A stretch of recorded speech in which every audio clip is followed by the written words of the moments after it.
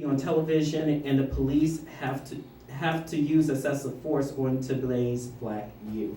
What do you think about those allegations, which he said on VON on Saturday? Well, I didn't hear those comments from former Alderman Dorothy Tillman, but I just want to say this. Dorothy Tillman represents a different form of leadership than what you're seeing taking place today. If it were not for the youth leadership today, you wouldn't see what you've been seeing in Chicago today. If the leadership, the older leadership, hadn't dropped the ball, there wouldn't be a need for new leadership to come up the way that it has come up, because the leadership that's coming up today is not only speaking truth to power, but they're saying to the leadership that once was, get out of my way. Y'all had a chance to deal with these things. Y'all had a chance to stand up and be our voice, but because you dropped the ball, we got to take things into our own hands. Now, there's pros and cons with that particular situation also as well. There was a Facebook situation that went on, and someone tried to get me to speak against Reverend Jesse Jackson. They were saying that, Black Ice, we see you out there, you're protesting, you're shutting down 79th Street and Cottage Grove, you're doing those type of things. I'm glad we got you instead of Jesse Jackson. What do you think about Jesse Jackson? I always felt he was so-and-so, so-and-so. I won't speak against Jesse Jackson. I won't speak against Minister Louis Farrakhan. I won't speak against any of those leaders that sacrificed or invested their time to do whatever they did to help the advancement of our people just go a little bit forward. I don't think that we need to get caught up in a situation where we are attacking one another. I think that we just need to go about the business of pushing forth a new Black agenda, because the old one didn't work. And it's not going to be pushed by old leadership. It's going to be pushed by new leadership, sis. It's time for our people to come out of Canaan, out of Egypt, and go into Canaan. The old leadership, they took us into Canaan, and we've been walking around in the desert for 40 years now, okay? They're up in age. They can either take us through the rites of passage, but I do question whether or not a lot of the elders have gone through their own proper rites of passage in the community.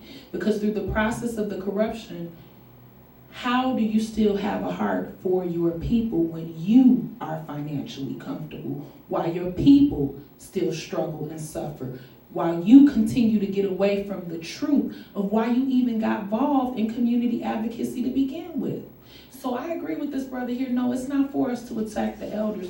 We have to respect them accordingly. But at the same time, it is time to bridge that intergenerational gap. People may not want to deal with that ugly big elephant in the room, but it is there. Yes. We have to bridge the gap between not only the generations, but the South Side and the West Side leadership. That's true. The elders at that level, let's be clear. That's true. They need to come together and have some healing sessions. Then you can tell the youth what they need to do.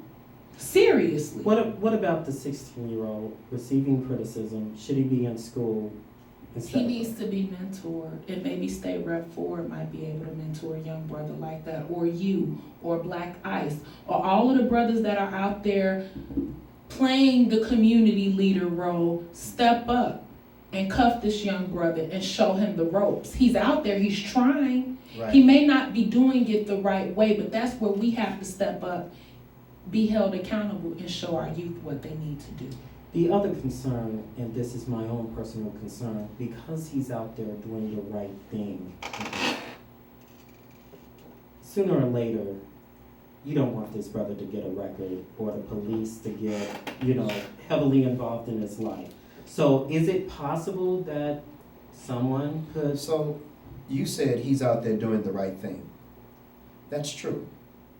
But there's a such thing as doing the right thing the right way. We have to utilize people and skills for what's going to best be in the interest of them and our people.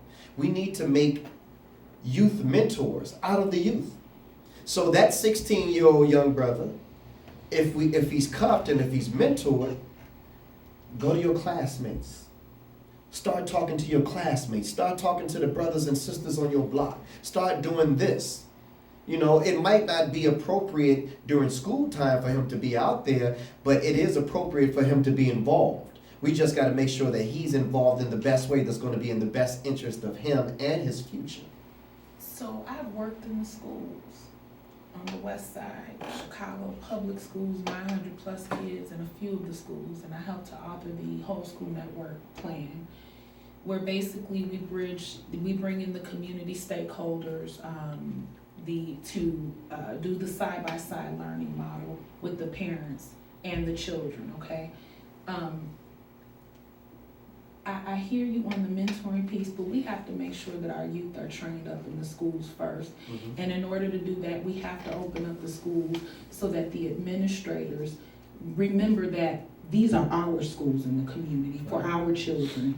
We just have you in this building to facilitate the processes, but ultimately you are held accountable, and we tell you what we want in our schools, which means that if we need for parents to come in the schools and have a computer lab where they can learn and mentor their children, because our parents are not reading past the 3rd grade level, Right. or at the 9th grade level for that matter, to even try to attempt to get some form of gainful employment.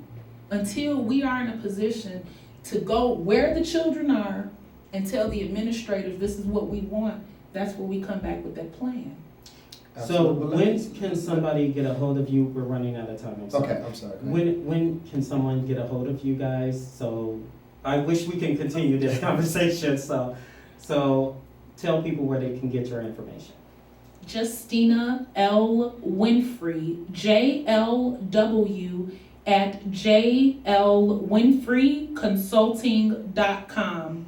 www.jlwinfreyconsulting.com, 312-612-0247. Be blessed.